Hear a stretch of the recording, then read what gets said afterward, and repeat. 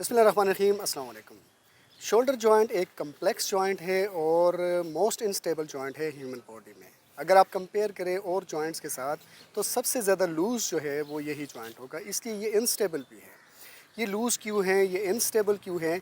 क्योंकि ज़्यादातर activity shoulder joint को यूज़ करके ही होती है। हम हाथ ऊपर उठाते हैं, वाइड रेंजेस में मूव करते हैं, हर डायरेक्शन में मूव करते हैं, तो शोल्डर जॉइंट बहुत ज़्यादा मूव होता है, उसकी रेंजेस बहुत ज़्यादा हैं। चूँकि इसकी रेंजेस बहुत ज़्यादा है और इसका फंक्शन बहुत ज़्यादा है, तो ज़्यादातर चांसेस है कि यहाँ पर इंजरी भी हो। तो उसकी वजह से ज़्यादातर लोग शोल्डर जॉइंट के पेन की कंप्लेन करते हैं।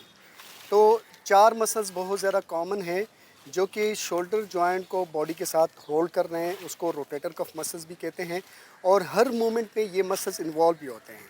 तो इसलिए इन 4 मसल्स की इंजरी बहुत ज़्यादा कॉमन है। ये 4 मसल्स कौन कौन से हैं?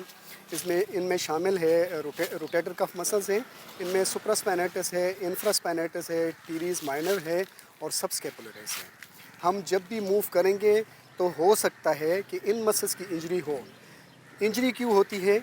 हम रिपीटेड मूवमेंट करें, बार बार एक्टिविटी करें, हम ओवरहेड एक्टिविटी करें, या जब हम गिरते हैं शोल्डर पे या आउटस्ट्रेच हैंड में, तो इस पे ज़्यादा स्ट्रेस पड़ सकता है और स्ट्रेस की वजह से इंजरी हो सकती है।